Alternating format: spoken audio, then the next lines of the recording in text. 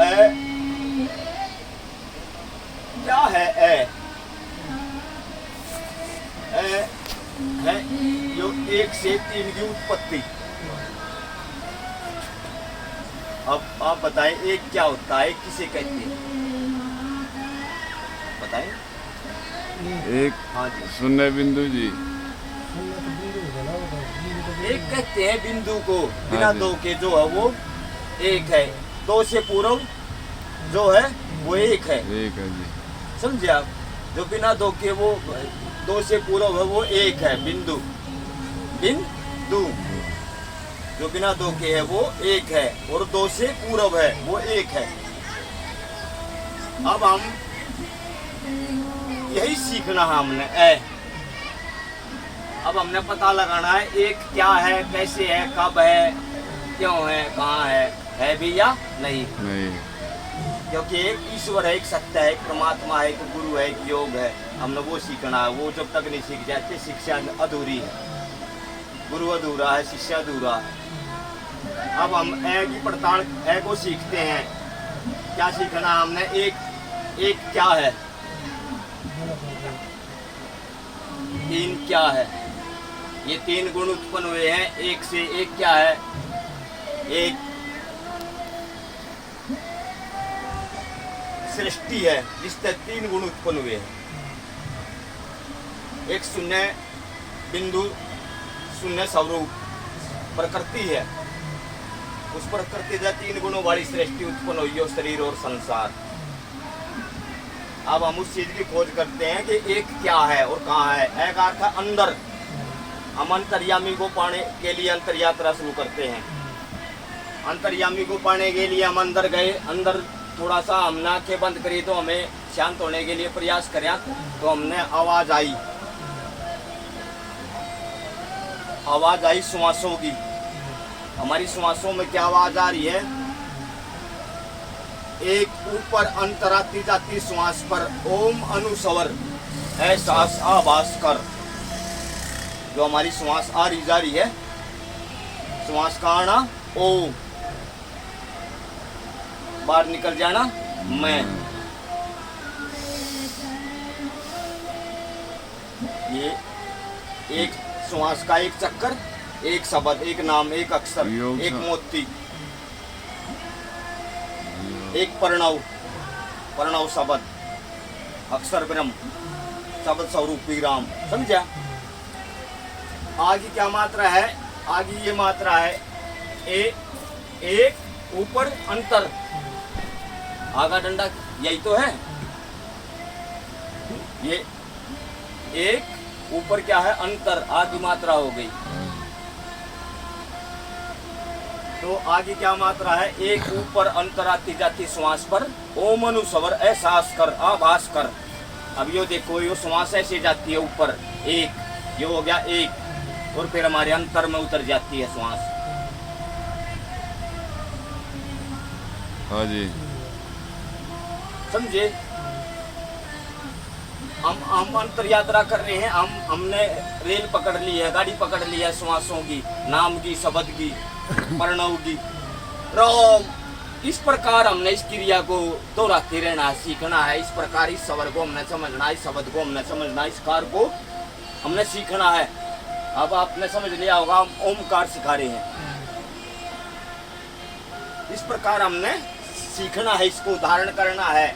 इस प्रकार इस स्वर को, इस आवाज को हमने एडी से चोटी तक धारण करना है। ये क्या है? इंसान के रीढ़ की हड्डी है, सुषुम्ना नाड़ी है। नाम का अभ्यास, शब्द का अभ्यास करने से पदार्थ जो यहाँ गांठ लगी हुई है, यहाँ एडी लगवाई जाती है योग के लिए। हमारे मल द्वार और मूत्र द्वार, अंड कोश के बीच में नाड़ी है, जहाँ हमारी रीढ़ की हड्डी का निचला सिरा है। इस प्रकार वहाँ एडी के द्वारा मध्यम मार्ग को रोका जाता है। तो उसकी गति उल्टी जाती है। पदार्थ की, वस्तु की, शब्द के द्वारा गुरु हमारी गति उल्टवाता है। जिस ब्रह्म से हम तुम पैदा हुए हैं, उसी ब्रह्म को ज्योति का तेल बनाता है गुरु। उसी तेल से गुरु सत्स्वरूप ज्योति जलवाता है। इस क्रिया से हमने इस क्रिया को इस तरह, इस स्वर को, इस नाम को, इस ओम को इस तरह से इंद्री को रोक कर और चोटी तक धारण करना है। दूसरी चीज का कोई ध्यान ना रखे हमने कुछ समय ईश्वर नाम अभ्यास में, शब्द अभ्यास में लगाना है।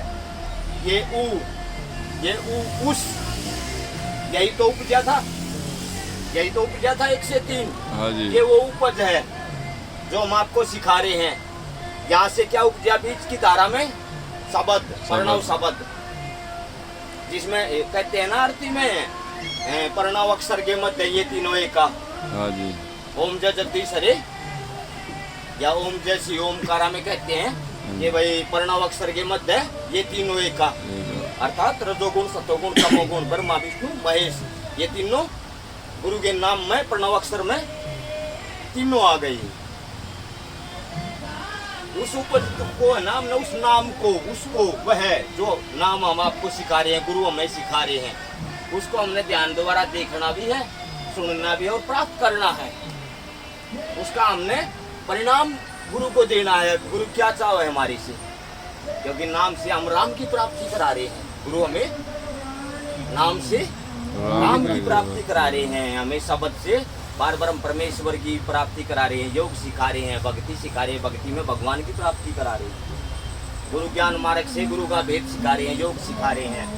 अब हम ये उपजा था इसके माध्यम से ही, क्योंकि जो डोरी उपजी है, जो बेल उपजी है, हम उसी को पकड़कर वहां तक जा सकते हैं, उसकी जड़ तक। या फिर उसका जड़ क्या है, कहाँ से उपजी है वो।